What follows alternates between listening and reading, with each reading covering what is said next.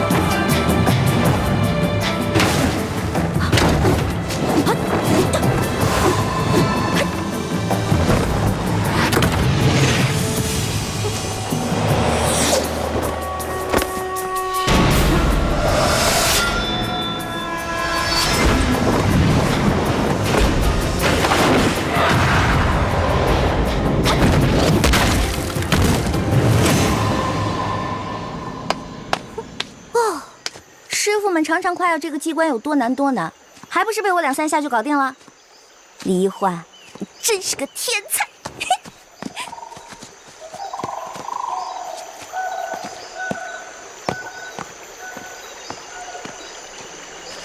范先生，你立刻飞鸽传书给太子他们，告诉他们，一欢已经出谷，让他们务必保护好一欢。既然晋王担心公主的安全， 为何还要故意简化机关，放他出谷呢？唉，晋王，7年前，当时我逼不得已，就自作主张，就把公主跟你儿子给调包了。7年前，我亲手射杀的女儿，竟然是我大明朝最后一个公主。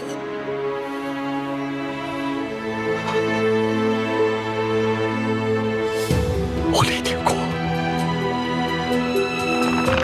罪孽深重啊！不，公主尚在人间。当年你那一箭，刚好射中皇后送给公主的玉佩上，所以公主毫发无伤。这些年，我一直带着她隐居在明珠谷。 现在远在台湾的太子，对我们大明的志士们来说，是极大的鼓舞。如果让他们知道，大明皇室只剩下一个公主，恐怕他们就没有复国的斗志了。如今世上，知道太子是你亲生儿子，一欢才是大明最后一个公主的人。 就只有你我2人了。我知道了，我马上传信给延平王，让他把太子送回来。就说先帝留下遗诏，让太子跟我女儿一欢定亲，这样他们所生的子女也算是大明皇室血脉，我们也算对得起先帝了。好，这安排甚好。 一欢是先帝留下的唯一血脉，只可惜他生性懒惰，又贪图享乐。若一味保护，不让他历练，先帝在九泉之下也不会瞑目的。晋王真是用心良苦，但愿他此次京城之行能有所长进。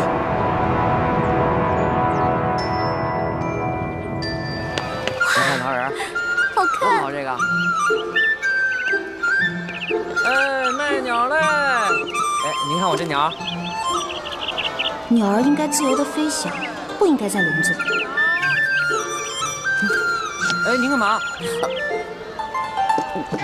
对不起啊。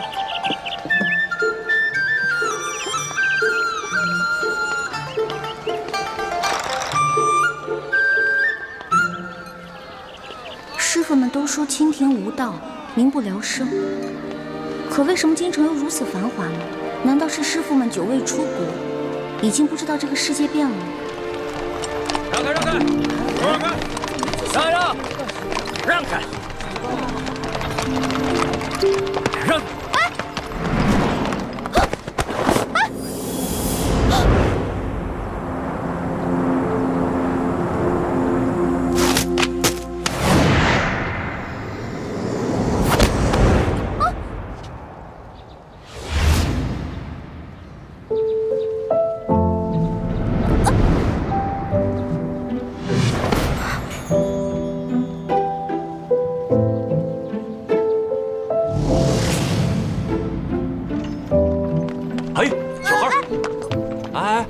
干嘛呢你？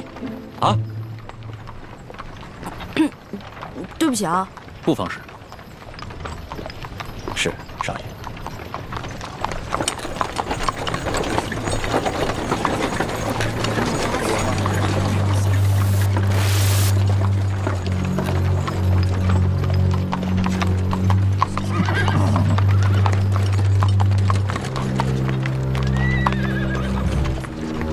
哎，他们要把这些人押到哪儿去啊？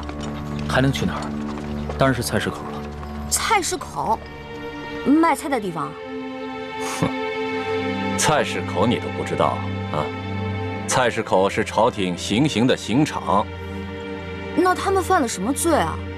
那车上还有婴儿呢，也要被砍头啊？哎，他们可是前明的余孽，口口声声要光复大明，这都是特等的大罪，是要诛九族的。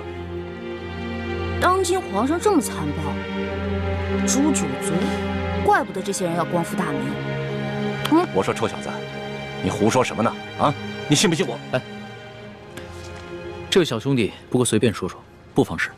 是。小兄弟，听你的口音，不像是京城人吧？第一次来。来京探亲访友的？算是吧。主要我想看看紫禁城长什么样，再吃点京城的美食。如果有机会能看到皇上长什么样就好了。要瞧紫禁城容易啊，远远的看一眼也就是了。要是京城的特色美食，京城第一酒楼一定能包你满意。但是皇上身居大内，可不是你想瞧就能瞧见的。瞧不见就算了呗，我也只是好奇而已。哎，你们说那暴君是不是长得青面獠牙，极其恐怖啊？你胡说什么呢？啊，你又没见过皇上，凭什么说皇上长得青面獠牙？还诅咒说皇上是什么暴君？你找死啊！本来就是，我虽然没看见过皇上，可他动不动就株连九族，连生下的婴儿都不放过，不是暴君是什么呀？你要再敢胡说，我就把你……可我听说，当今圣上年少，虽然早已亲政，可朝政依然把持在辅政大臣鳌拜的手中。你说的暴政，可不关康熙皇帝的事儿啊。你说的这些啊，我都听不懂，但我只知道，皇上贵为天子，就要为老百姓负责，既已亲政，还让鳌拜为所欲为。我看啊，他不是暴君，那也是个昏君。你要再敢胡说，我立刻……他说的对。任由朝政把持在他人手中，不是暴君，也是昏君。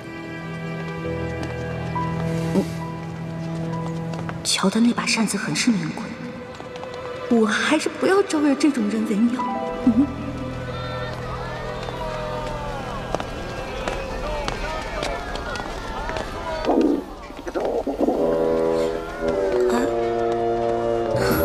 好了好了，我知道你饿了，要不然先把你填饱了，再去找猪哥哥他们。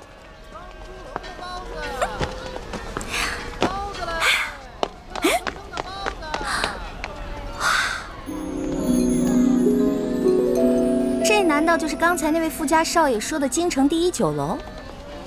那全京城最好吃的东西，肯定就在里面了。您慢走。哎呦，客官，您里边请。您请。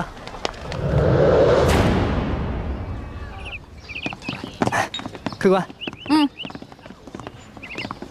来，客官，您坐这儿。我要坐那儿。哎，我要看着京城最好的风景。买了。就这样。客官，您一个人犯得着用那么大的桌子吗？要不咱换换？我一个人怎么了？我能吃4个人的量。去，给我拿菜单。哎。哇。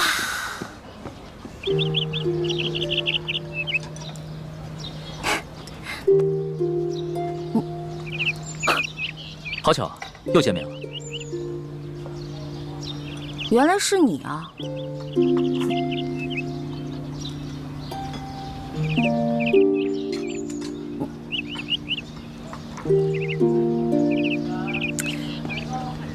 哎，这位大哥，你干嘛总盯着我看啊？我脸上长花了。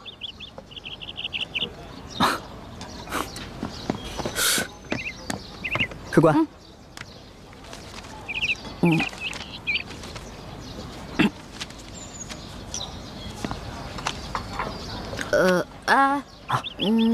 他桌子上的菜给我来一模一样的。客官，那桌还有客人没来，您点那么多，一个人吃得完吗？哎，你管那么多干嘛呀？我让你去给我做，你就赶紧做。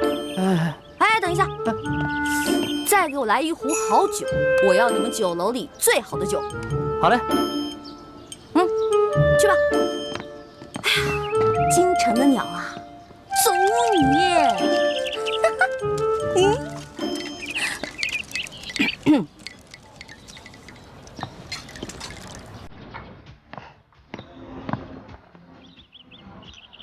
我说这位大哥，干嘛一直瞪着我看啊？啊，还瞪我是吧？行，今天你瞪我，那我就瞪你，看谁瞪得过谁。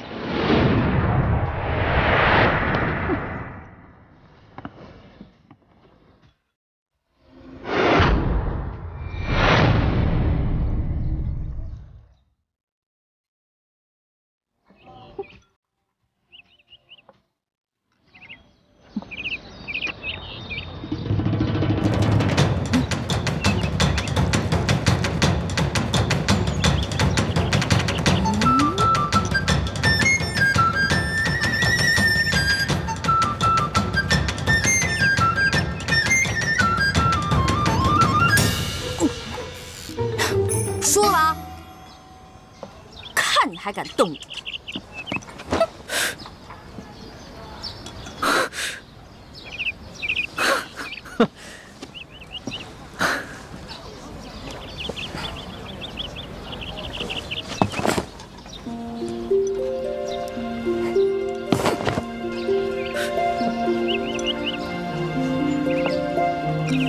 无赖！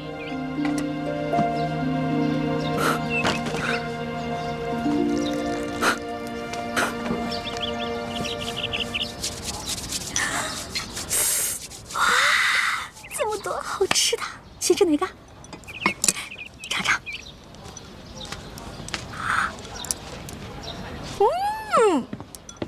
来，来。不太够。啥？听说你们京城最好吃的是烤鸭，对吧？去，给我拿一只。客官，您点的这桌菜，足够4、5个壮汉吃了。烤鸭你吃得完吗？什么意思啊？怕我吃不起是不是？我有的是钱。去，给我挑只肥的啊！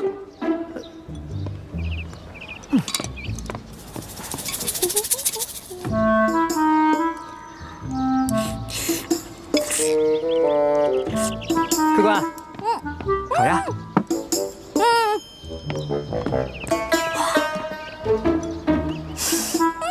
烤鸭。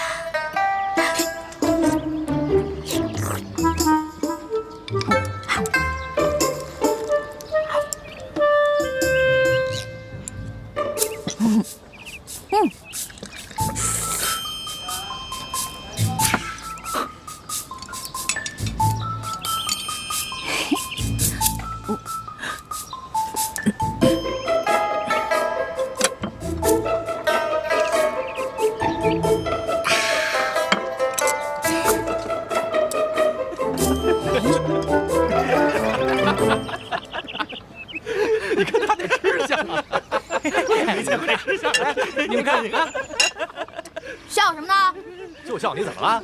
长得跟个姑娘似的，吃起饭来跟头牛一样。我花你们家钱了，穿你们家衣服了，吃你们家饭了。看不出来，你不仅食量大，脾气也挺大的呀。今儿我就替你父母好好教训教训你，改给你的臭毛病，不然以后可娶不着媳妇儿。想教训我，小爷请你们吃鸭肉。不。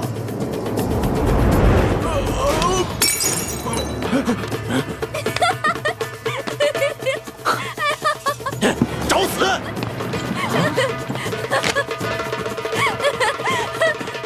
哎，当横是吧？哎，各位，来这京城第一酒楼都是寻开心的，兄台何必跟这位小兄弟过不去呢？你是谁呀？要你多管闲事儿？在下龙三，小二来了。怎么了，几位爷？这样，你给这位客官加几个好菜，再加一壶好酒，都记在我账上。在下替这位小兄弟向你赔个不是。哎，来，几位爷消消气儿，这边请。哼。小二，这些银子够不够？够，用不了这么多。剩下的都赏你了。好，谢谢爷。果然是个富家公子，哼，有钱了不起啊！别以为你替我道歉，我就会感激你。嚯！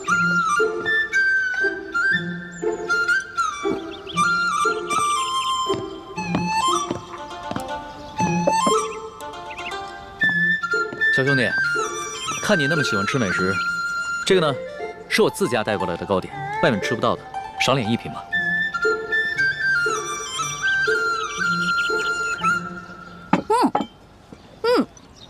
这个真好吃，你们家厨子可真厉害。哎，你那个大个子跟班呢？啊，我让他出去办事了。可惜我吃的太多了，这也吃不下了。小二，哎，来了。你帮我把这些全都包上，我要带回去。好，那请先结下账。哦。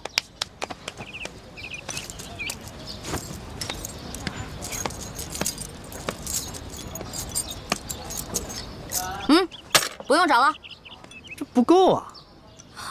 这可是整整1吊钱啊！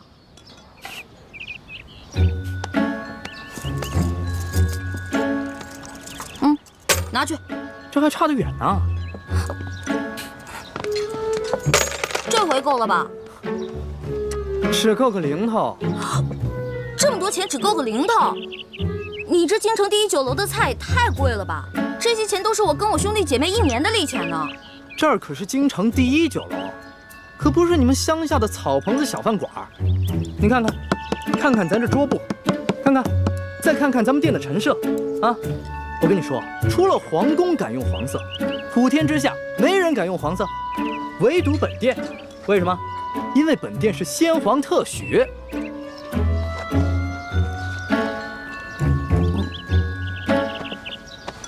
啊，这样吧，这顿饭钱我来出了。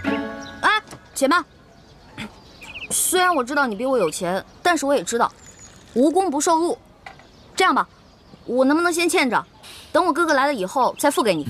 可以啊，但是把你刚才掏的那块玉压在本店。带着这块玉赶回客栈，晚上会有别的叔叔接你回明珠谷。义父，你要去哪儿啊？我要跟你在一起。义父要为刚刚被绞死的那几个人收尸。这件事情太危险，你不能跟着我。那些被绞死的人跟咱们有什么关系啊？义父为什么要去给他们收尸？你还小，你不明白。记住，这块玉是你亲娘留给你的最后遗物，也是唯一能证明你身份的信物。你千万不能把它弄丢、弄脏。不行，这是我娘死前留给我的唯一遗物，不能给你。那客官的意思就是要吃霸王餐了。小兄弟，这个京城第一酒楼有个不成文的规矩，礼敬天下身怀绝技的能人异士。所以呢，你要是有什么绝技的话，能露出个1、2手，这样的话就可以免了这顿餐费。对，如果你实在没有现银的话，可以露手绝技给大伙儿瞧瞧。那什么样的绝技啊？来，小兄弟啊，你看到这上面挂的字画了没有？只要你能题一首诗，写一首好字儿，或者是画一幅画，就够格了。不瞒兄台，诗词歌赋、书法绘画，我样样都会，但是可能比不上这上面的墨宝吧。若是小兄弟觉得自己文采稍逊的话，那会不会什么别的，比如某种乐器、舞蹈，或者武功杂艺？没错，乐器嘛，我会好多种，舞蹈、杂艺、18般武艺，我也都会那么一点点。但是绝技，恐怕还谈不上吧。原来客官所学杂而不精啊！哎，人的精力是有限的，这位小兄弟啊，年纪轻轻的就什么都会，已经是很难得的奇才了。这样吧，小兄弟，你就挑你最精湛的技艺来露一手，看看是否合格。若是不够格的话，我来给你做担保，等你找到你哥哥再来结账不迟。好，就听龙少爷的，挑个您最拿手的，来一个给大伙瞧瞧。好，来一个。多谢兄台。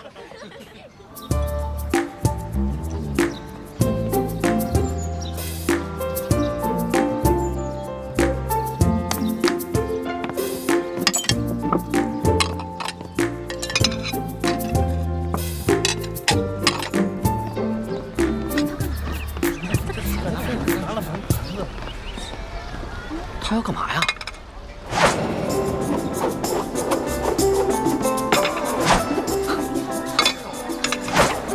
小兄弟，你这手上功夫虽说不上如何，但也算不错。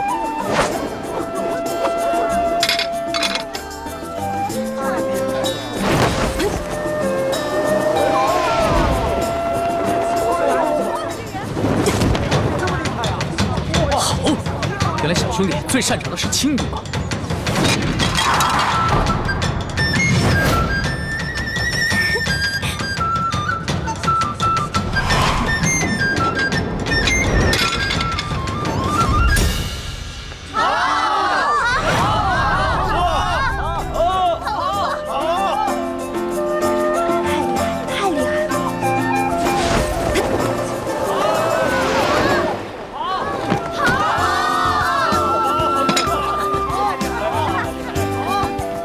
走了吧？当然可以，还请您留下高姓大名，下次再来本店提您名字可以打折。姓名就不必了，朱门酒肉臭，路有冻死骨。你这京城第1酒楼的一顿饭，够我跟我兄弟姐妹过1年了。先撤了。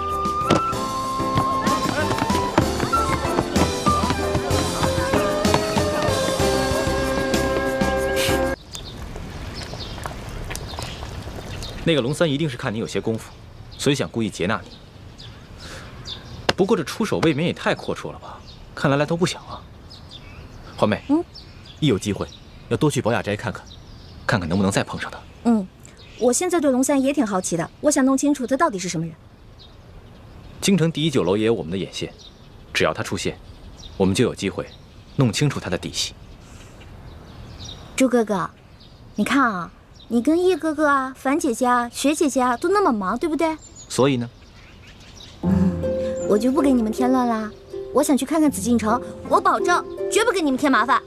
等等，回来。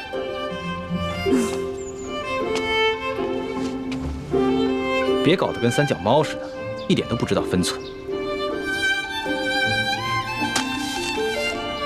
你看看这是什么？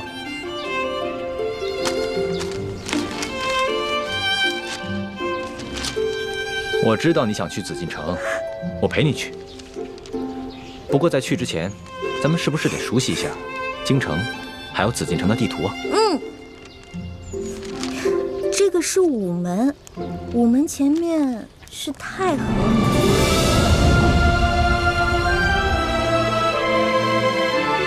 哇，这就是皇上住的地方啊，看着好气派啊！是啊，这就是紫禁城。这里本该是我的家，可现在却成了别人的家。环妹，总有一天，我要重新入住紫禁城，然后昭告天下，封你做我的皇后，让你坐上丰年，风风光光的入住这紫禁城。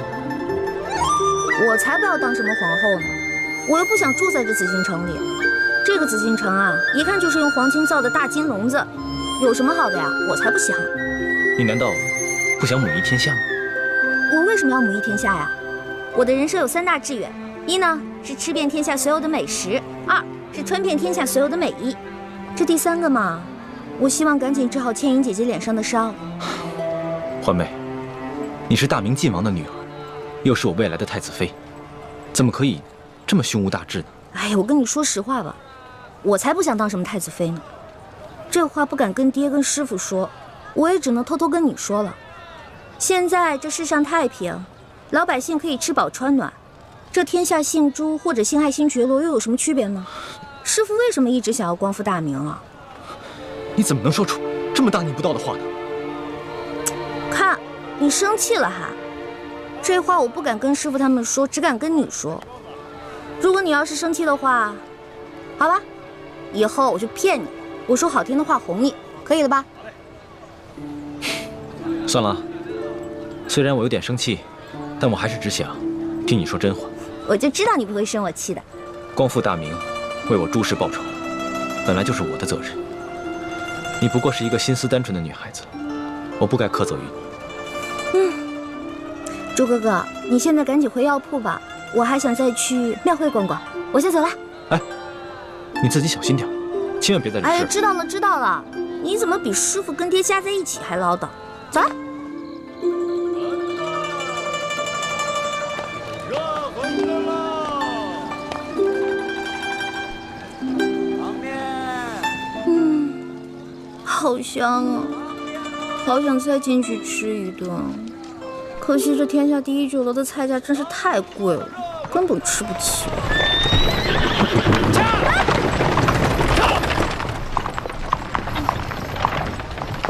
哼，驾着黄金马车，还这么横冲直撞，我倒要看看你是谁。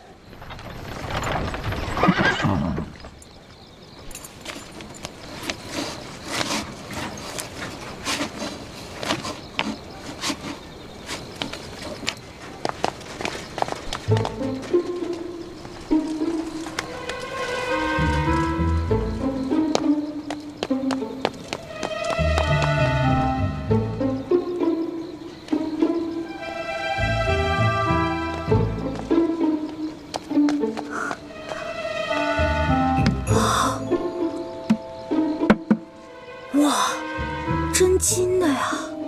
这车主也太有钱了吧！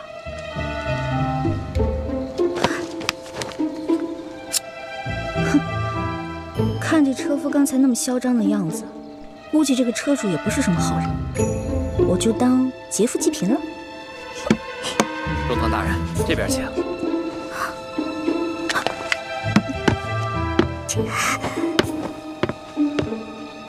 中堂大人，请上车。大人慢点。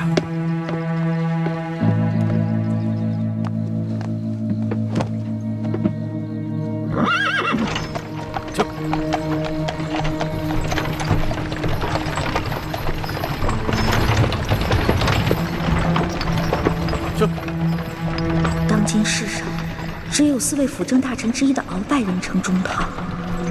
难不成这车上的人是鳌拜？鳌拜权倾天下，怪不得这车这般华贵，行人也都避让不及。想来他们也都认得。哎呀，一环呀一环，这次你可玩大发了。这鳌拜可是大清第一勇士，要是被他发现你这个小毛贼，你这小命可就不保了。啊，救苦救难的观世音菩萨，你可一定要保佑我。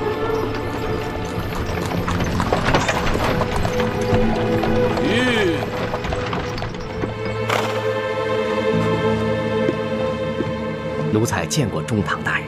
公公不必多礼。宫中一切可都好吗？一切尽在中堂大人的掌控之中。皇上好吗？皇上现在每天还是跟一些小伙伴们摔跤玩耍，无心朝政。他那都是故意做给老夫看的吧？当年顺治爷临终托孤的情景，老夫至今难忘啊！只可惜这个小皇帝翅膀眼看着就硬了，有点看我等老臣不顺眼了。其实，皇上还是很念旧情的。帝王天子，有谁是心慈手软、真念旧情的？翅膀硬了，总是要废的。你还是继续给皇上进补吧，每日一盅大补汤，你一定要看着皇上服下去。奴才明白，奴才一定尽心伺候皇上。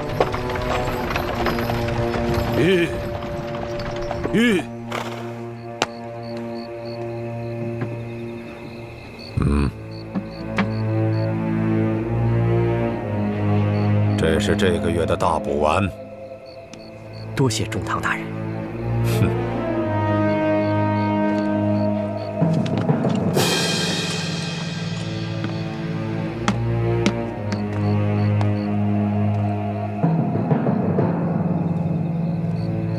赶紧送公公回宫，公公不便在外久留。奴才遵命。回宫？难道是回紫禁城？我的天哪！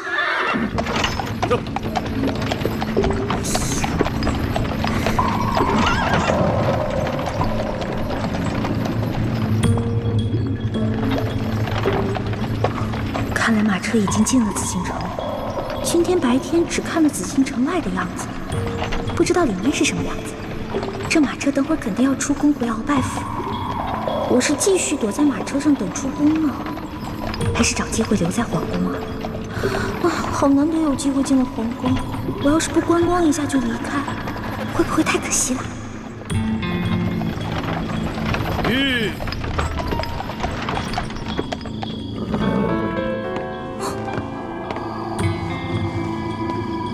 公公，您慢点。公公，这儿有没有方便的地方？这一路可把我憋死了。这宫里的路不好找，还是咱家带你去吧。哟，那有劳公公了。哎呀，行，我知道你饿了，别叫了。御膳房里面有举世无双的美食，要不然先喂饱肚子。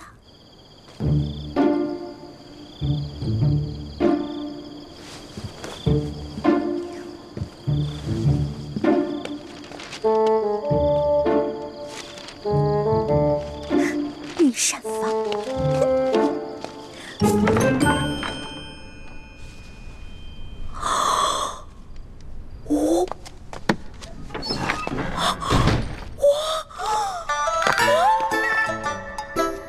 幸亏猪哥哥给了我这张地图。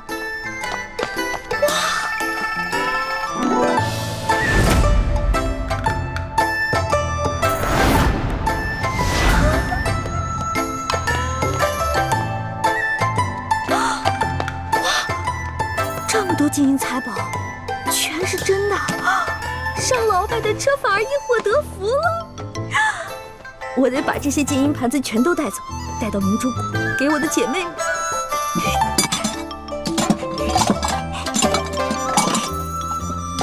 都是皇上用的东西，太棒了！快！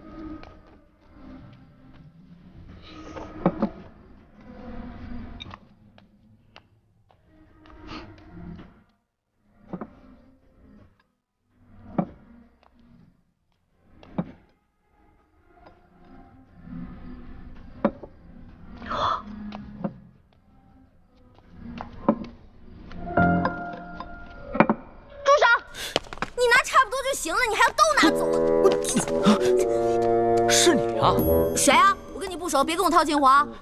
哎，是我。哎，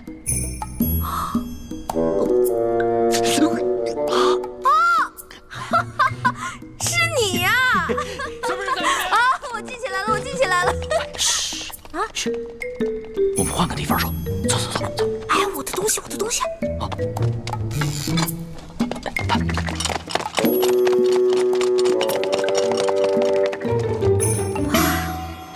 哎呀，哎呀，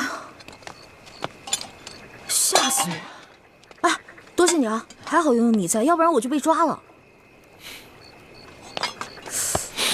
不过你到底是谁啊？我怎么会在皇宫看见你呢？而且你对皇宫的地形如此熟悉。我呀，我是这个宫里的御前侍卫，所以啊，我对这个皇宫啊特别熟悉。你在宫里当差啊？怪不得那个书画斋的老板不肯跟我透露你的身份呢。原来如此啊！小兄弟，还是你说的对，有缘自会相见。没想到这么快我们又见面了。是啊。哎，对了，你这么晚进宫来做什么呀？哎呀，别提了，要多倒霉有多倒霉。我在路上走得好好的，看见一辆马车，那马车是鳌拜的，那个车夫特别嚣张的横冲直撞，我就想上去给他点教训。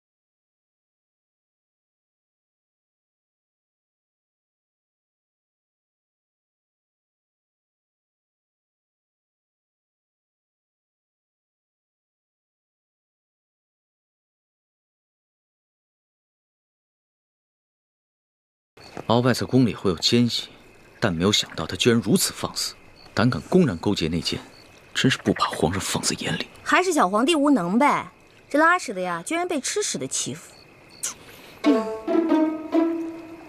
小兄弟，你这话未免也太糙了吧？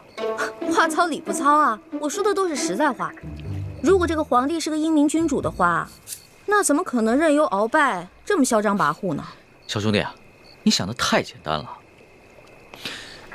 这皇上啊，年少，刚亲政不久，要整顿朝纲，自然是需要时间的。而且他确实想做出一番大事，要不然的话，他也不会派我乔装打扮，在宫外打探消息了。怪不得你在酒楼花钱这么阔气，原来是奉旨花钱啊！你这个差事不错啊！哎，我都跟你聊饿了，还好我在御膳房拿了点吃。这样，我带你去一个特别安全的地方慢慢吃。去哪里啊？哪儿啊？你跟我来就知道了。哦。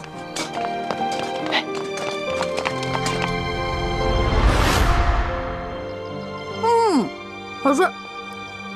这御厨做的就是不一样，不光做的好看，吃着也香哈。那当然，能侍奉皇上的御厨，那都是天下第一的大厨子。哎，你不是说你是皇上的心腹侍卫吗？那你是他的御前侍卫，你想吃什么可以找他恩赐啊。那干嘛半夜三更的去御膳房偷吃的？我哪是偷偷去吃啊，我那是光明正大的去吃。要不是为了掩护你，我哪会被那些相熟的侍卫追着满宫跑啊？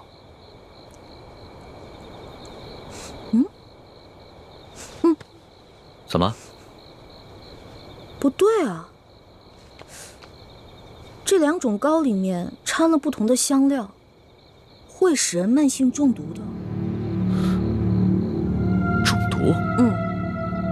你别开玩笑了，怎么可能呢？这些糕点是皇上最喜欢吃的，而且皇上平时进膳的时候，都是有专门的人用银针试过的，也有专门的人试吃，怎么可能会有毒呢？真的，这里边的香料性热，而这个糕点里面的香料性凉，两种单独食用不会中毒，但是混在一起长期食用就会使人中毒，并且可以使人心智受损。你没开玩笑啊？干嘛？别动，我来给你把把脉。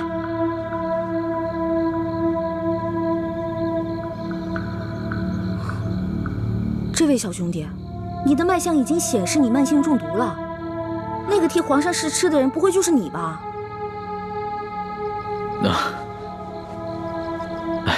实不相瞒，其实呢是皇上和我最近都感觉到身体不适，所以呢特意让我来御膳房求证一下。原本呢我是不相信宫里的太医，所以想取几样食材拿到外面去给宫外的名医看看。一开始见到你在那儿的时候，我以为你是下毒的人，派来毁灭证据的。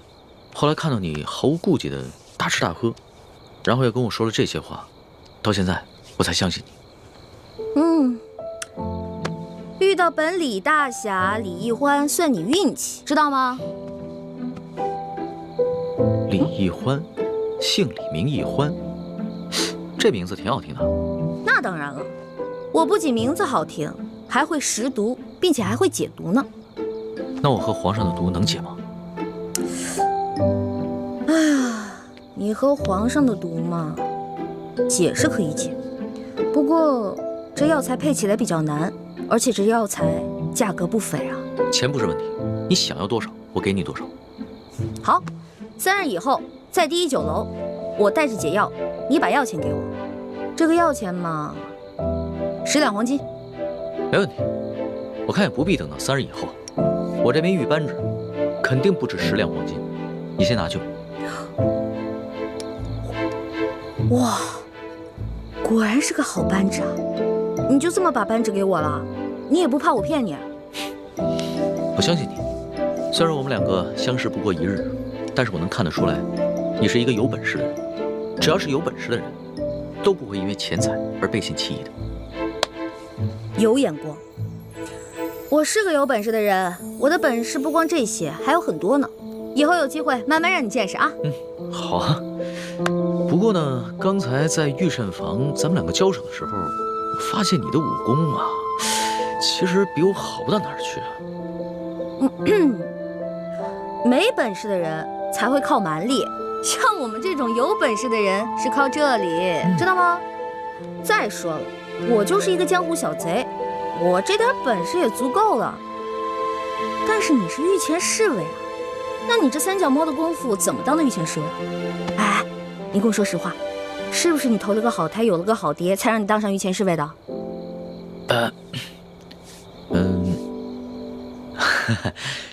实不相瞒，我确实是投了个好胎，有个好爹。我祖上是8旗的贵族，我能随侍皇上，也都是我们家里人帮的忙。任人唯亲，这康熙小皇帝呀，果然不是什么明君啊。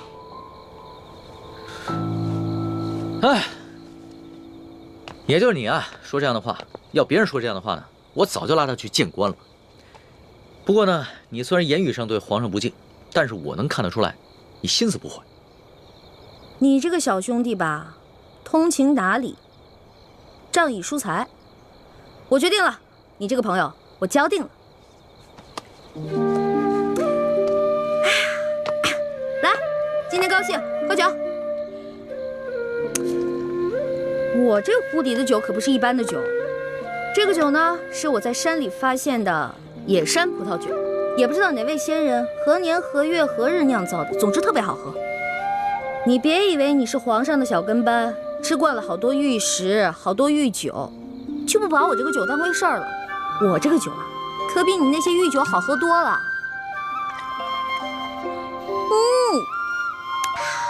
爽，尝尝。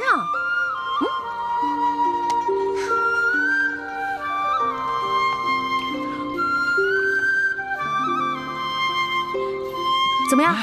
啊，是好酒啊，是吧？多喝点。哎，小兄弟，你是哪儿的人啊？为什么要进京啊？我呀，我就是一个江湖游侠。我进京呢，就是来看一看京城有多繁华，吃遍京城的美食。2呢，我是想找一些珍贵的药材，配一款冰肌雪肤养颜膏，给我姐姐脸上疗伤。你姐姐的脸怎么了？哎呀，别提了，一说到这事儿吧，我就特别内疚。小的时候啊，我背着大人，拉着我姐姐去山里玩。哎，妹妹，咱们回去吧，天平日里师傅们都不让咱们上山玩，说山里有野兽，那是他们吓唬咱们呢。走吧。哎呀，哎呀，走啦！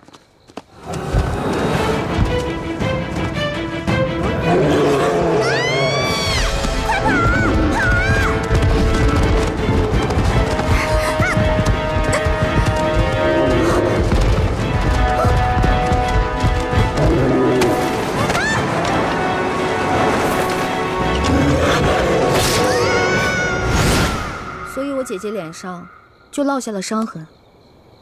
我义父是个名医，他说要想治好我姐姐脸上的伤，就得用稀有的药材配成一副冰肌血肤养颜膏。但我们家比较穷，这些药材一直凑不齐，所以我就想啊，什么时候能把我姐姐脸上的伤治好就好了。我姐姐可是个大美人儿，但就是因为脸上的伤让她变得很自卑，所以我希望我能早日帮她配齐这些药，治好她脸上的伤。所以你刚才不跟着那辆马车出宫，不是为了进御膳房偷吃东西，而是为了找太医院，去找那些能治好你姐姐脸上伤的药。对啊，本来我想先饱吃一顿再去太医院的，没成想。你是个重情重义的人啊，我喜欢你的性子。哎，你多大了？我呀，我是顺治12年5月初4生的。5月初4啊？真的假的呀？真的。太巧了，我也是5月初4。啊？只不过我是顺治11年的，比你大1岁。这么巧啊？哎，你说咱们两个一日之内相逢了2次，我觉得咱们这个缘分匪浅呀。不如我们今天指月为誓，结拜为兄弟，如何？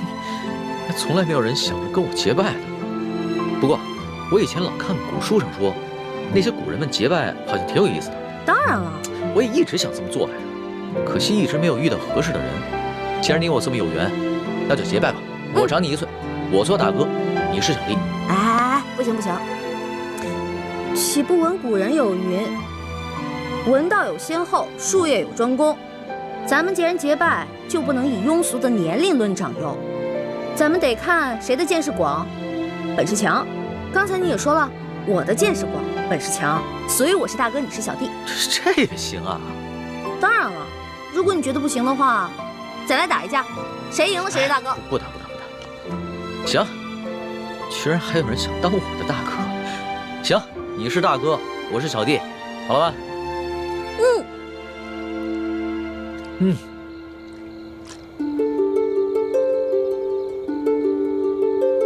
我李易欢，我龙三，今日对着月亮发誓，结为异姓兄弟。从今往后，有福同享，有难同当，永不背弃。同生共死，同甘共苦，如有违誓，天打雷劈。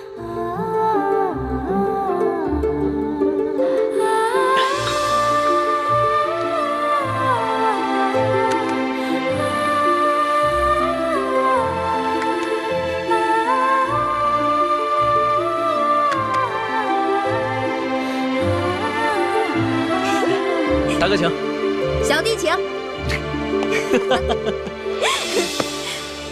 啊，对了，我们现在都结拜了，以后不能骗你了，要不然会天打雷劈的。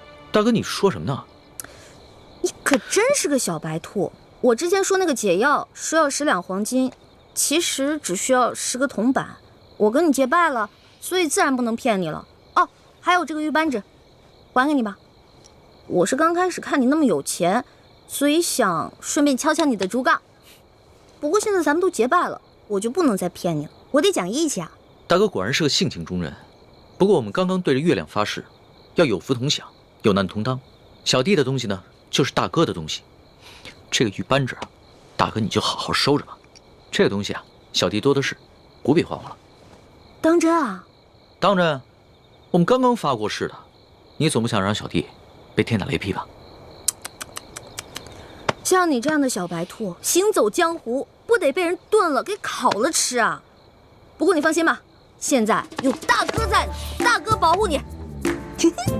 行，那日后小弟就多仰仗大哥观察了。放心吧，乖啊！我回来啦！你没有受伤啊？哎呀，猪哥哥，别大惊小怪的了。你看我，不是挺好的吗？什么事都没有啊。哎，你知不知道，大家为了找你一宿都没睡，各个据点也都派了人，满北京城的找你。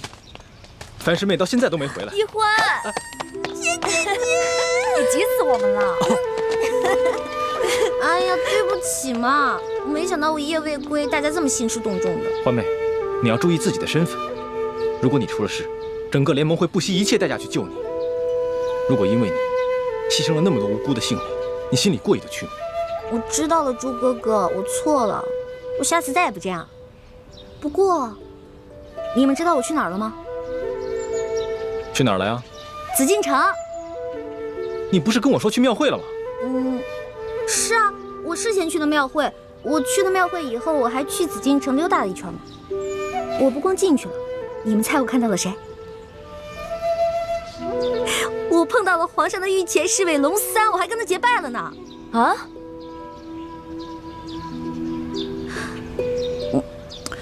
我就知道你们不信我，给我。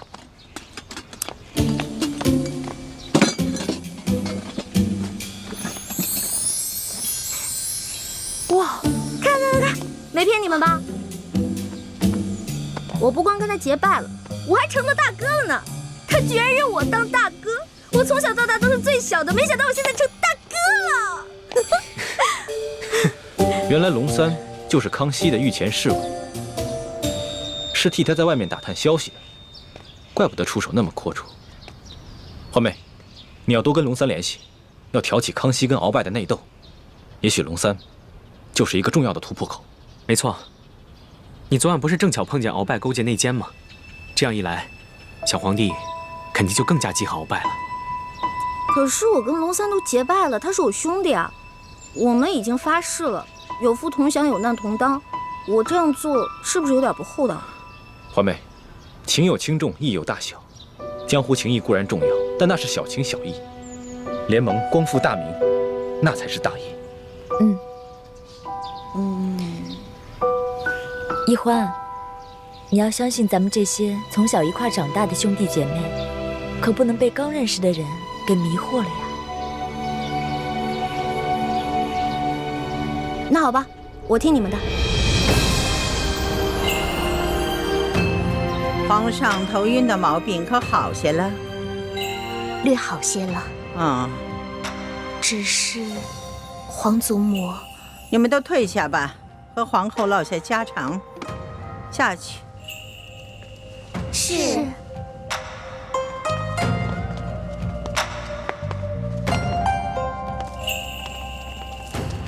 现在你可以放心的说了，皇上这头晕的毛病，可是有什么古怪？是有人在皇上的饮食中下了毒。下了毒？那太医院的人回话说皇上患了风疾。哀家也奇怪，皇上啊，从小就习武，身子骨健壮着呢，又正当年少，怎么可能患上风疾呢？这一定是有人做了手脚，下的什么毒啊？是否危及到生命？皇祖母放心，倒不是什么要命的毒药，只是2种药性相克的草药，长期服用会引起心悸和头晕，无法理政。明白了，竟有人如此胆大包天，肆无忌惮，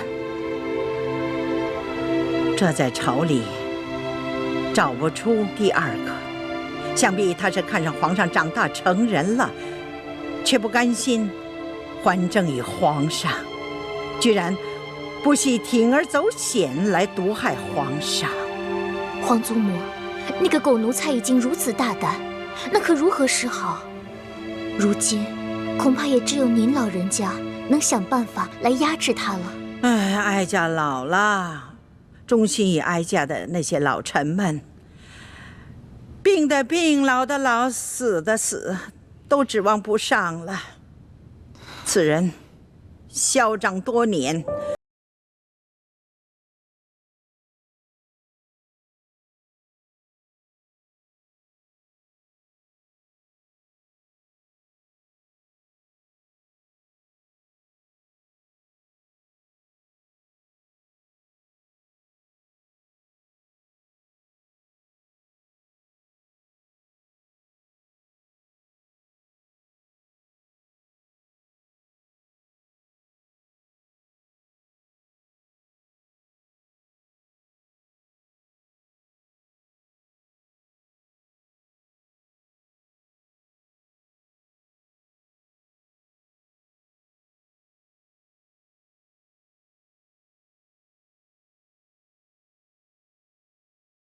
不要，给你的。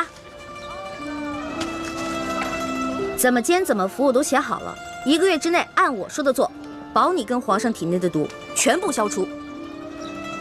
多谢大哥。小小意思，不用客气的。哎，对了，大哥，你为你姐配的那个养颜膏需要的药材也写一份给我，我回头啊帮你去太医院取去。真的？谢谢龙小弟。自家兄弟，你跟我客气什么呀？哎，对了，你们查到那个给皇上下毒的人了吗？虽然没有确凿的证据啊，但是也猜到了7、8分。会不会是那个中堂大人鳌拜啊？他那天说让宫里的内侍给皇上进补，是不是就是给皇上下毒啊？大哥，这外面人多嘴杂的，咱们好久才见一次。今天啊，我们只谈美食，不谈国事。对对对，美食当道，其他的靠边去吧，吃吧。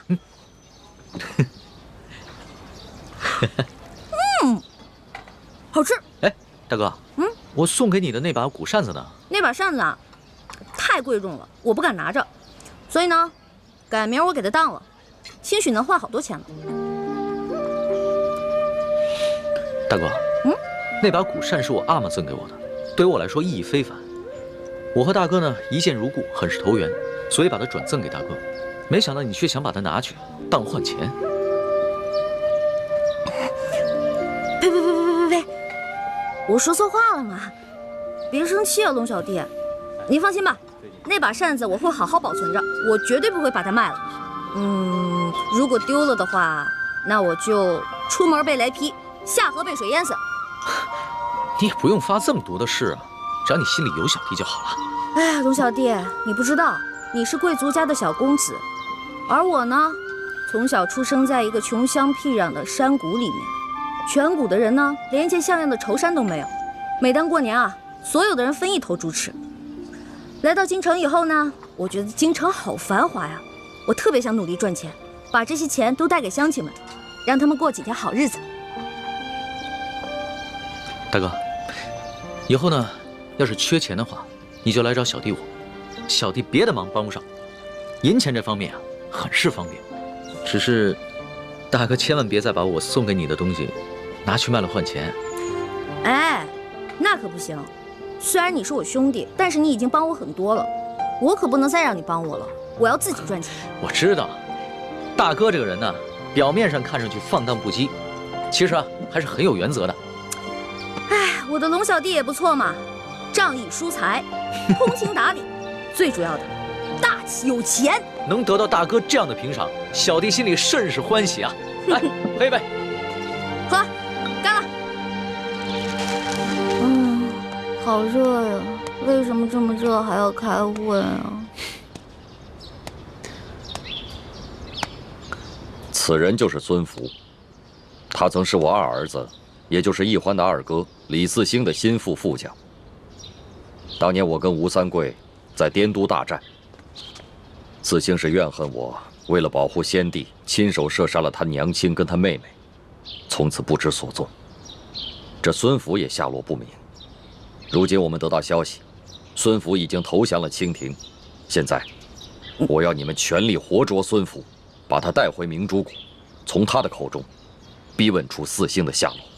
这孙福都投靠了清廷了，那我二哥会不会也投靠清廷了？奕欢，不要胡说。你二哥是我的亲儿子，是我一手教养成人，他是宁死也不会投降大清的。他的失踪，要么就是生我的气，要么就是被孙福暗害，为国捐躯了。孙福投降清廷以后，清廷对他很是重用，不仅赐了满姓，还封锁了一切有关他的消息。所以我们调查了这么多年，直到如今才探查到，元州知府阿克塞纳木泰就是当年李嗣兴将军的副将孙福。他为了防止身份暴露，行事非常谨慎，出入都有大批士兵把守。为了保证能够活捉孙福，李欢，我们必须集体出动，明日便赶往元州。啊，明天就出发？对，等樊师妹执行任务回来，明天一早便出发。能不能过2天再出发呀？这来京城还没几天呢。庙会还没逛够，好多好吃的还没吃呢。龙小弟还跟我说他要请我吃烤鸭呢。爹，晚几天再走行不行？我们去元州不是游山玩水，捉拿孙福关系到查探你二哥4星的下落，必须马上执行，免得夜长梦多。你要是不愿去，那就跟着义父回明珠谷吧。回明珠谷？那我还是跟你们去元州抓什么阿克、什么泰什么的吧。易欢，这次你要把你的玩性全都给我收起来，跟着你的几个师哥师姐，好好的完成任务，知道吗？大师兄，我看这样吧，此次劫人就由咱们4个来完成，让小师妹只负责接应就好了。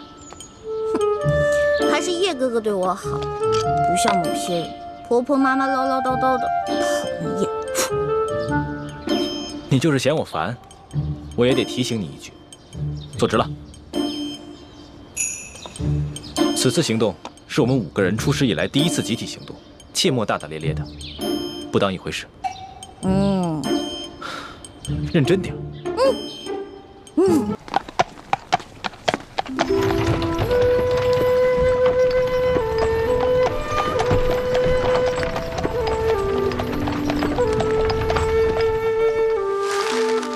这水源虽然不大，却是皇家赤界。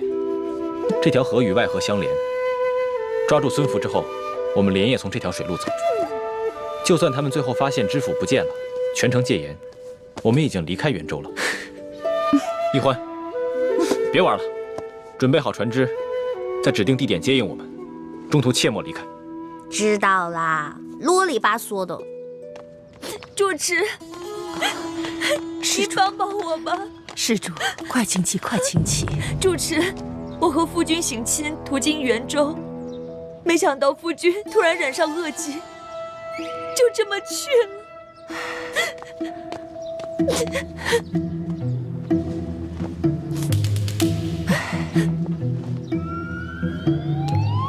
阿弥陀佛。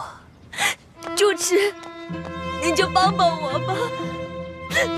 看你如此年少就经历这等不幸之事，实在令人同情。好吧，毗尼就为你的亡夫做场法事，超度亡灵，让他能魂归故里吧。主持，谢谢你，谢谢主持。还有一件事情要请主持帮忙，为了给夫君治病，我身上的银元全都花光了，不能去住客栈。主持，您就收容我几天吧，带我的家人来把夫君的灵柩带走。到时候我一定会给安里多捐功德。这水月庵多年来一直深得知府夫人看顾，3天后他要来此上香许愿，到时安里会谢绝一切香客。若是他看见你们在此，恐怕多有不便呢。主持，我已经给家里发了急报，他们一定会赶过来，一定会在知府大人、知府夫人上香之前把我们接走的。主持，您就帮帮我吧。主持，您就帮帮我吧。主持，我求求你了。快请起，我父慈悲，毗尼就做主收容你3日吧。快请起。谢谢主持。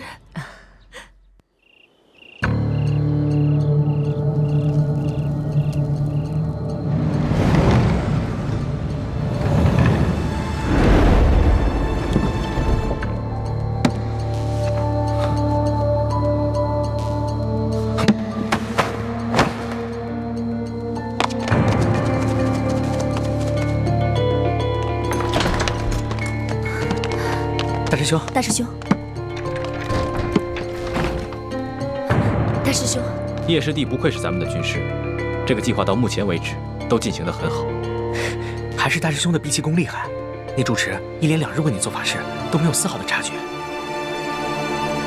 明日啊，孙福的夫人就会来上香，成败就在此一举了。对了，易欢接应的船只没问题吧？应该安排好了吧？他说没问题，应该没问题。小师妹虽然平时贪玩，但还是分得了轻重的，会安排好的。我亲自带他踩过点，亲自安排好船只，再三嘱咐过他，应该不会出现什么问题。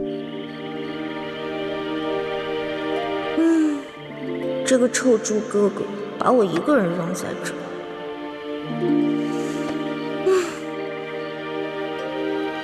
孙福还没抓到呢，就让我看着这船，这船难道会跑啊？真是，哎呀，袁州有什么好吃的呢？怎么一提吃的我肚子就饿呀？不行不行，猪哥哥再三叮嘱我了，我必须要看好这个船。我还是在这儿老老实实守着吧，免得到时候又怨我。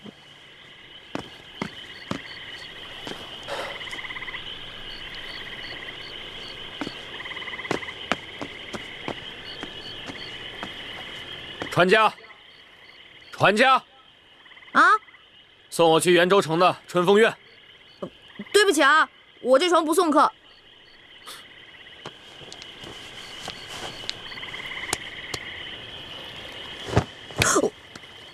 哇，好大一锭银子啊！可是猪哥哥吩咐过，千万要守在这里，不能离开。那这个钱我是挣还是不挣呢？现在送不送？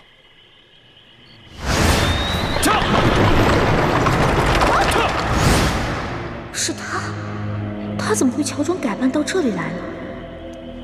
难道是鳌拜又在搞什么阴谋？猪哥哥他们明天才会动手劫走孙福，我且先送送这个车夫，说不定能打探到什么重要情报。到时候师傅和师兄师姐们就不敢小瞧我了。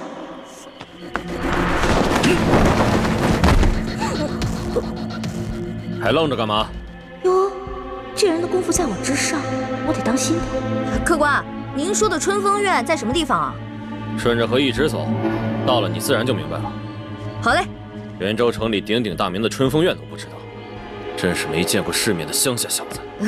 里边请，里边请。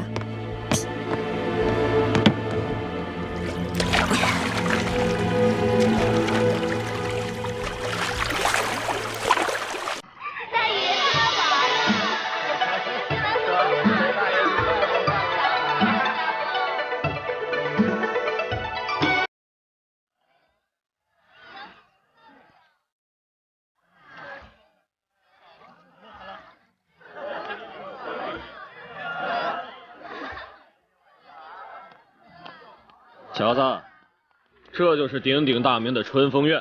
啊，管这边请。走，慢走啊！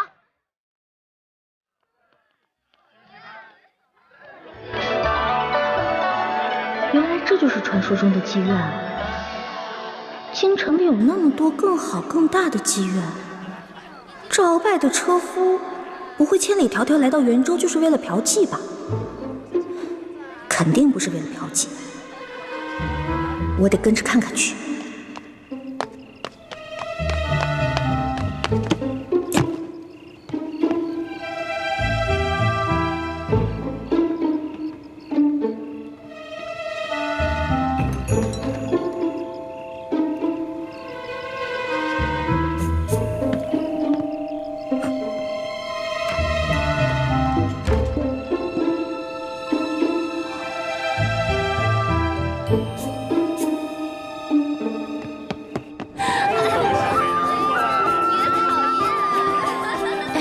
妈妈，生意可好啊？托中堂大人的福。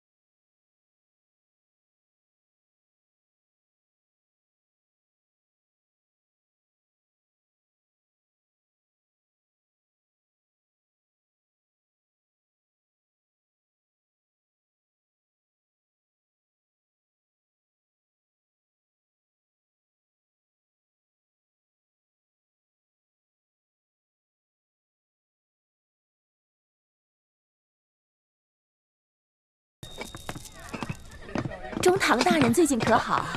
一切安好，有劳妈妈费心了。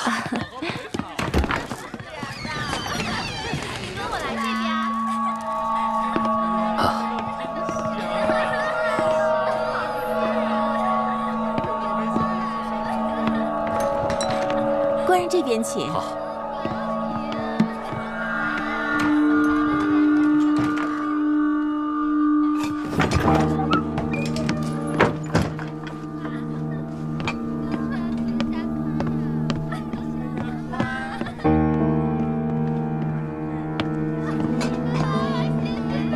官人请。妈妈，中堂大人交代您的事情，办得如何呀？哎呀，官人放心，这中堂大人交代的事情，自然是我春风院的头等大事。只不过中堂大人这次挑中的2位美人，虽然长相不错，但是资质却欠佳。想要把她们调教的琴棋歌舞精通，还要精通男女情趣之事，恐怕还需要多些时日。什么美人啊？还要琴棋书画皆通，还要懂得男女情趣之事？难道鳌拜想替自己讨小老婆？来不及了，离最后一批秀女进宫的时间不多了。待我办完这桩事，就送他们进京。哦，鳌拜不是给自己讨小老婆呀，是在帮康熙那个小皇帝调教小老婆呀。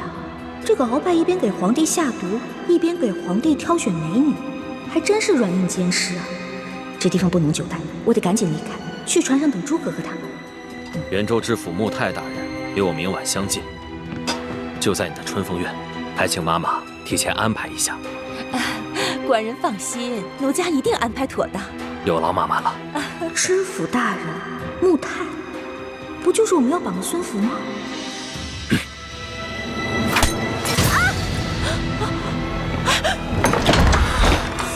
是你？不是我。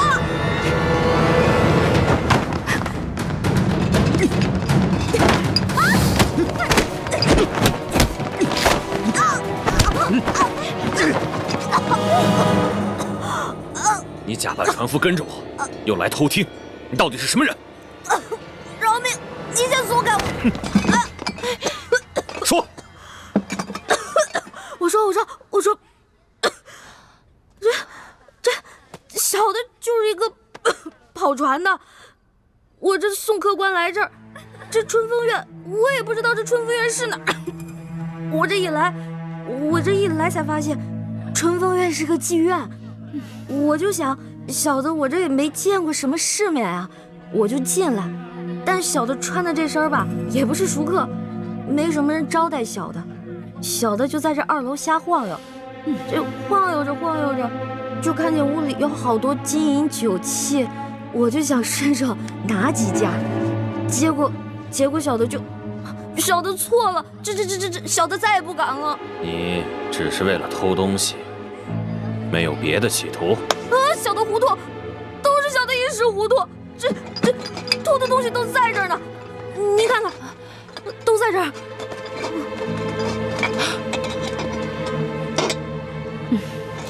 果然是我院里的东西。客官，小的真是一时糊涂，偷的这些都给您了。还有，之前客官赏给小的，这一并还给您吧。哎呀，您就饶了小的这一命吧。小的家里还有5旬的老母，还有7旬的祖母呢。您就看在小的这么不容易的份上，您就放了小的吧。要是没什么事的话，小的就先走了啊。客官，您这是干什么呀？我这身上真的什么都给您了，您不信您搜，但您千万别带我去见官啊！带你个小毛贼去见官，我没那个闲心。不过，你一个小跑船的，居然会武功？我这跑船的平时跟我这帮船帮兄弟都会练点，但我这3脚猫的功夫，这不一碰见您这武林高手，我不就不堪一击了吗？妈妈怎么看呢？一个穷跑船的，教训一顿就放了？他可不是什么穷跑船的穷小子，这丫头鬼着呢。丫头？您没看出来呀？这是个姑娘，还是个厨呢，敢来我春风院偷东西，你胆儿够肥的呀！来人，把这女贼给我抓起来！走。干什么呀？进去。干什么呀？放我出去！救命！救命啊！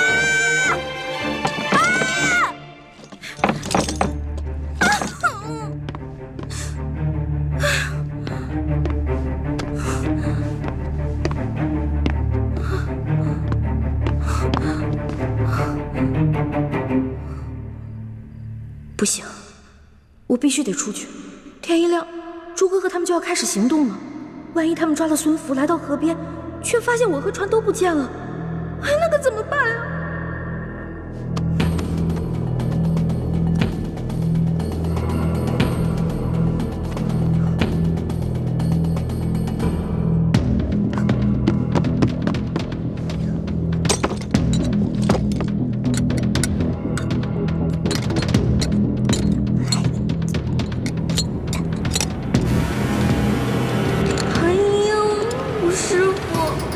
看到我连这么简单的铜锁都打不开，肯定会骂我这个没出息的徒儿给您丢脸了吧？只怕不仅仅是把您的脸给丢了，搞不好我把自己的小命也给丢了。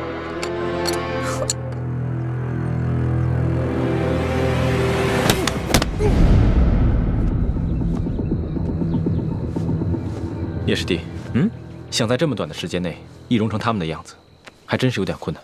哎呀，你放心吧。我想，孙福那个鳖孙，也不会对手下的人个个都那么熟悉吧？8分像的话，还没问题。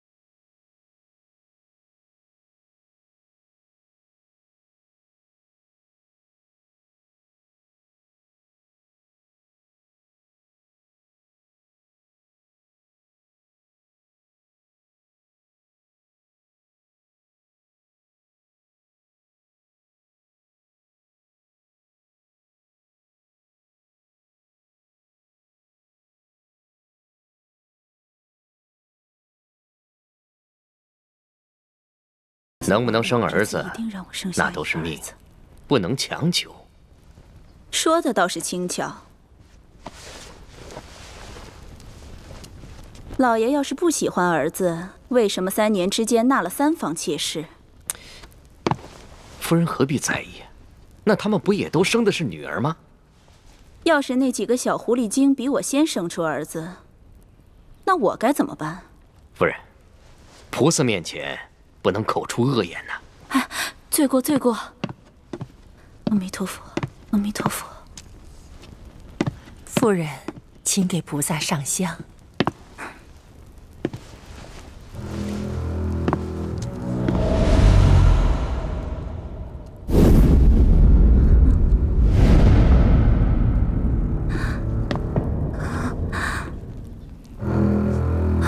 夫人，夫人，夫人，夫人，来人呐！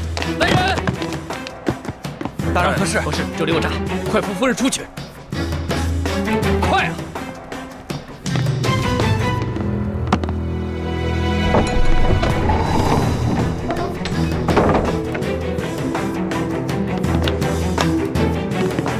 们要干什么？不干什么，不过想请知府大人跟我们走一趟，或者我们应该称呼您孙福孙将军。你们是什么人？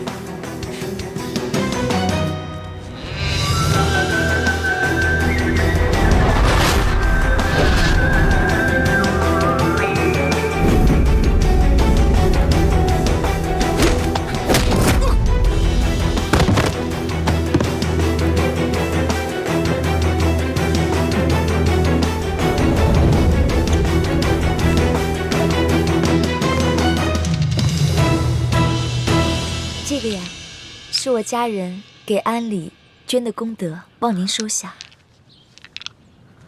阿弥陀佛。对了，主持，我刚刚看到知府夫人的轿子已经到了，还请您帮我从偏门引开，不要冲撞到夫人啊。大人已经到了，我今天怎么睡得这么迟啊？你们快随我从偏门出去，这样就不会撞上他们了。嗯。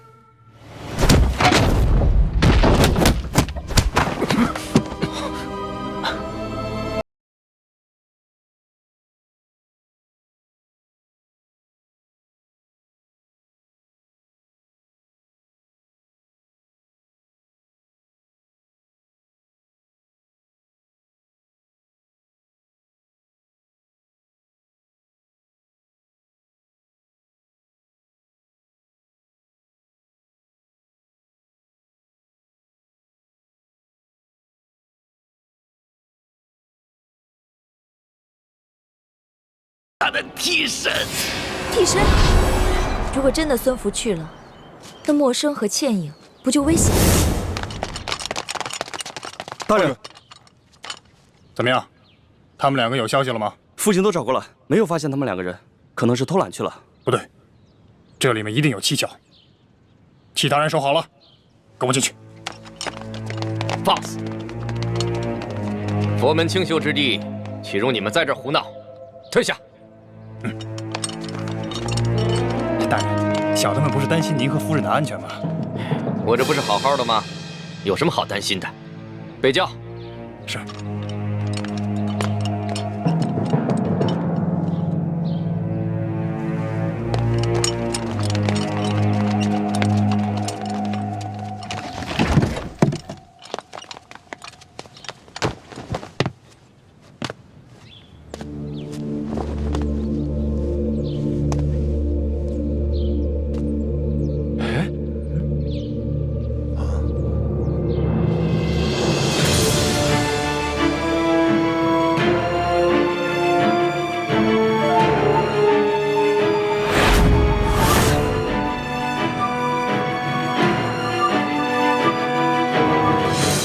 抓起来！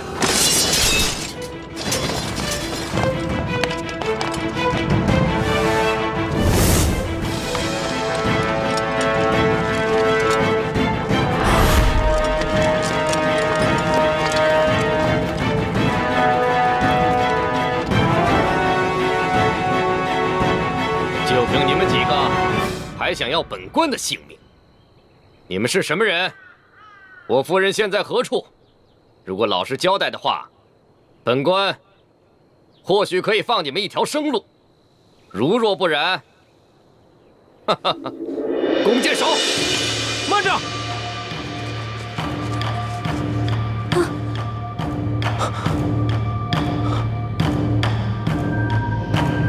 老爷，快放了我夫人！若我夫人少了一根头发，我要了你们全部人的命！孙福。想不到你一个贪生怕死、卖主求荣的人，对你自己的女人，倒还算有点情义。你们是什么人？孙福，李嗣兴将军到底身在何处？是死是活？没想到，你们这些前明的余孽还在兴风作浪。李嗣兴将军到底在哪儿？就你们几个毛头小子，没资格跟我谈条件。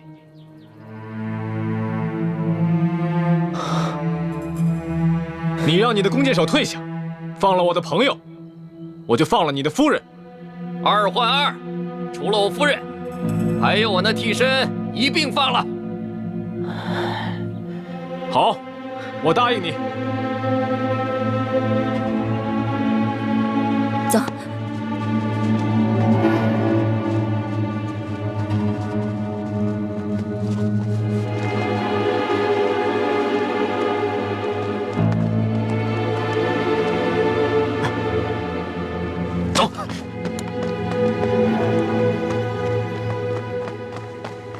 戒手！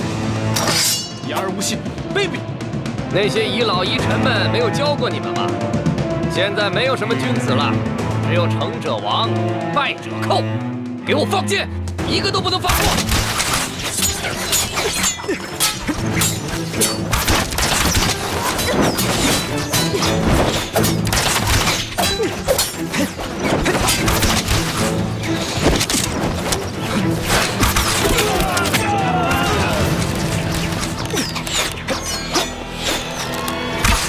小心！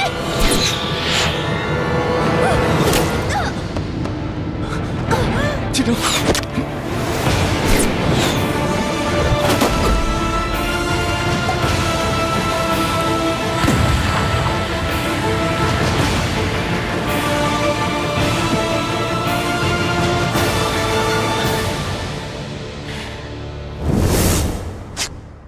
剑上喂了毒，必须马上把它吸出来，否则会危及性命。忍着点。不，大师兄，万一你唇舌间有伤口，也会中毒的。你是大明的太子，身份尊贵，不能让你为我冒险。还是让他们去找解药吧。别说了。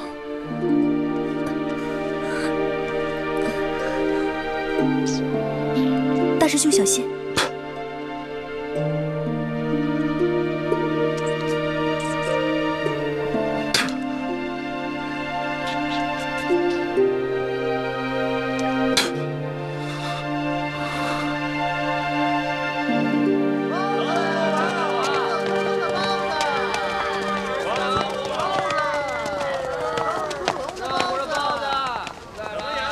你们就在这儿候着吧，我上去等人。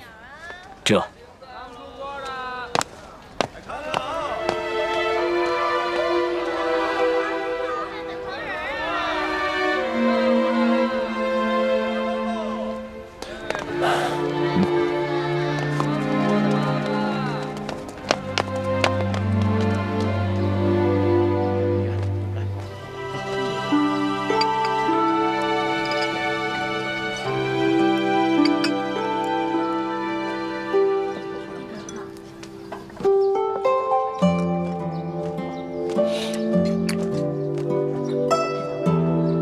奇怪了，老大怎么还不来啊？他应该不是言而无信之人啊。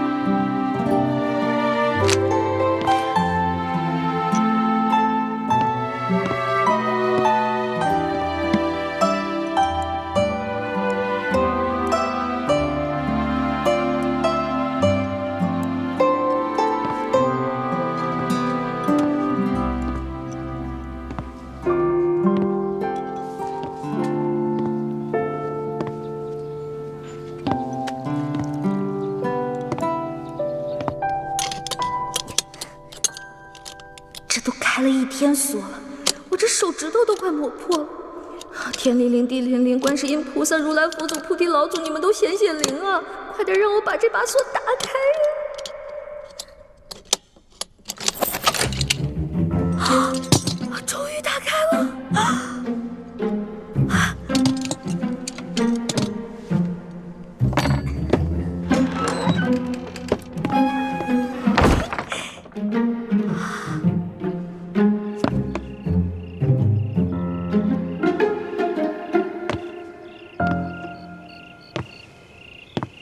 刘大哥，请您帮小弟在中堂面前多多美言两句。小弟早已跟前明余孽划清界限，一心忠于大清，忠于中堂大人。前明余孽呢，居然暗中派人来刺杀你，足以见得你早已和前明余孽势不两立。是。那在下就回京复命。好，先告辞了。告辞。告辞。告辞。就。哦，难道这个一脸奴才相的人就是孙福？可他现在不是应该被朱哥哥他们绑了吗？难道朱哥哥他们失手了？知府大人，您可许久未来我这春风院了，姑娘们可都惦记着大人呢。妈妈帮我找一个厨。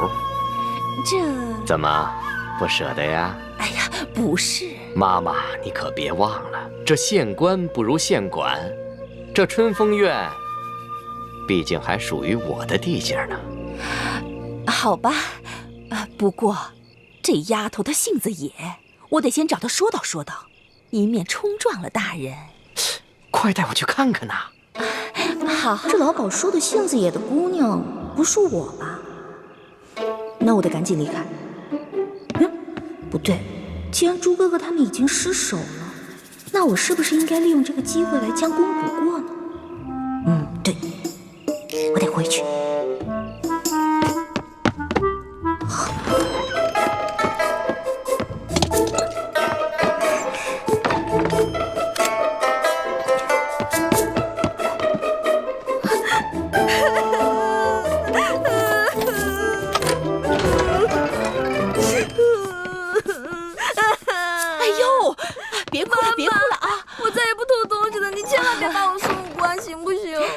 丫头，你长得这么俊，我怎么舍得把你送官呢？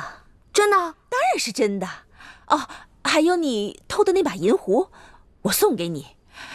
我这儿有什么好吃的好玩的，只要你看上眼的，妈妈我通通都送给你，怎么样？妈妈，您这是哄我呢？哎呦，妈妈我可是言出必行。不过呀，我要是放了你，那你是不是也要替我做件事情？什么事啊？你去陪知府大人一夜，只要你把知府大人陪开心了，那你偷东西的事儿，我既往不咎了。还有我许诺给你的这些东西，通通都送给你。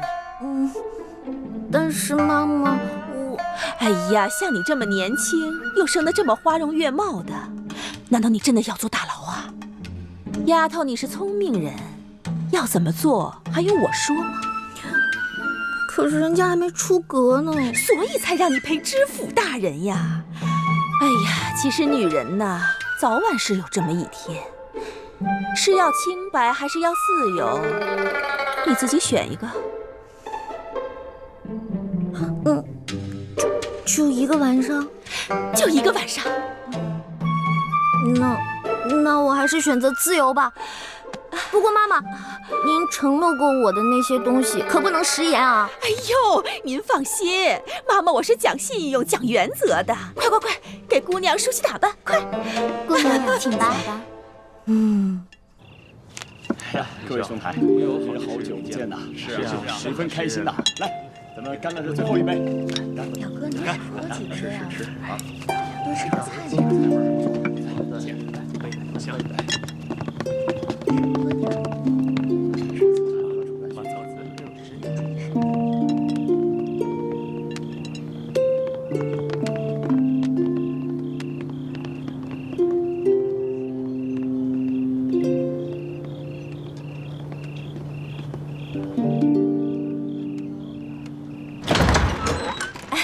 大人请。好。快，见过大人。知府大人。你怎么知道我的？是妈妈说的，说您是知府大人，让我好好伺候您。哦，这个，哎呦，果然是个厨啊！啊，走吧，好好伺候啊。不错。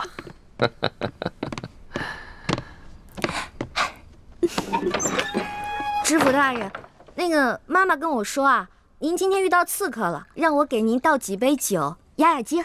好。谁呀？这吃了豹子胆了，敢行刺您啊？就几个无名小卒，不足为惧。哦，那抓住了吗？可惜啊，让他们跑掉了。哎，不提那些事儿了。今天晚上，你可得好好的陪我找找乐子。是啊，今天晚上忘了那些不开心的事情，尽情的喝酒。好。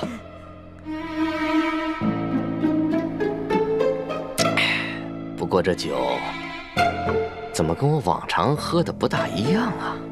嗨，这个酒是我专门为了让大人您压惊准备的酒啊，您觉得怎么样啊？香，就和美人身上的味道一样香。哎，大人，咱俩玩骰子吧。好，来，我先来。好，你先来。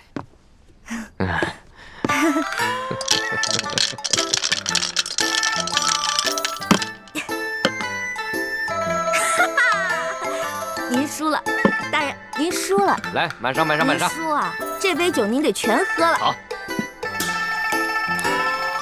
看我待会儿怎么收拾你这个小妖精。再来。小顺，来呀，来呀！我找你。输了的话呢，你还得再喝一杯。这每次为什么都是我输啊？可能我今天运气好吧。来，大人喝。让我休息一下。哎，再喝点吧。休息。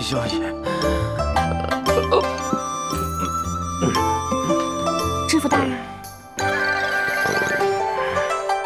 知府大人，知府大人。哎呀，跟我玩骰子，从小到大明珠谷就没人玩得过我，跟我玩，哼。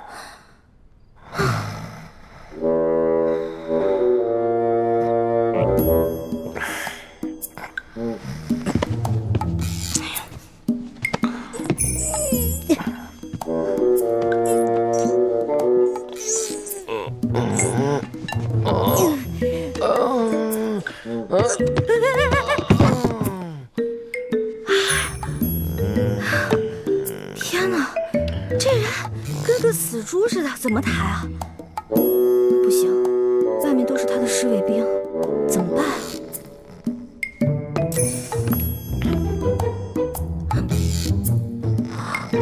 有了！袁州城大大小小的饭店、酒楼、客栈都找遍了，易欢到底去哪儿了？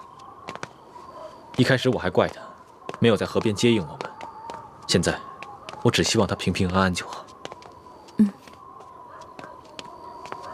哎，你们看，是易欢的暗号。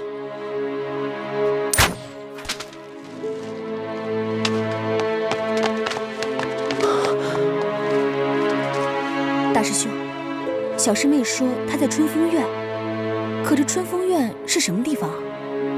春风院听着像是妓院的名字，可是欢妹怎么会在妓院呢？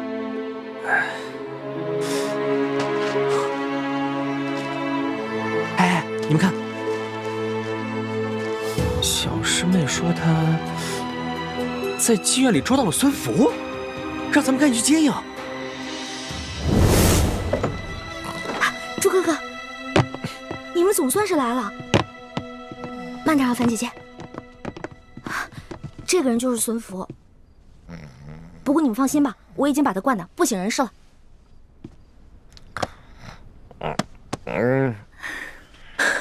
果然是他，这个老狐狸。欢妹，你怎么穿成这样？哎呦，我这是迫不得已嘛。朱哥哥，你就别生气了。我能不生气吗？若不是你擅自行动，划走了接应的船，我们怎么会落入孙福的包围圈？倾城为了救我，还受了重伤。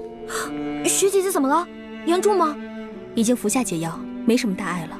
只需要运功几个时辰，就能排出余毒。事情败露以后，孙福下令全城搜捕我们不能回原来的客栈。还好叶师弟计划周密，事先准备了一处民居，让我们暂时有了安身避祸之处。倾城也有地方可以养伤。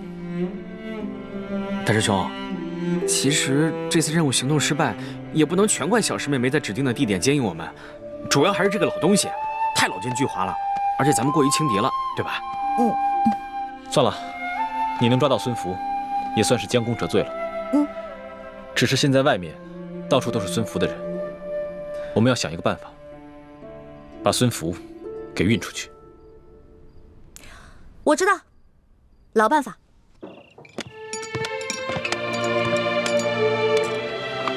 龙少爷，酒楼就要打烊了，我看您等的朋友不会再来了吧？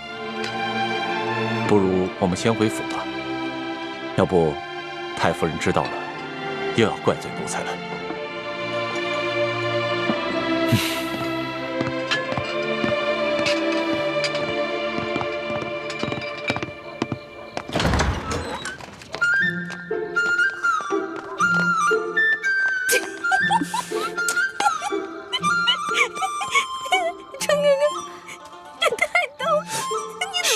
别闹了，办正事。我现在是不是应该不管你叫猪哥哥了，应该叫你猪小妹？别闹了，猪小妹，走了。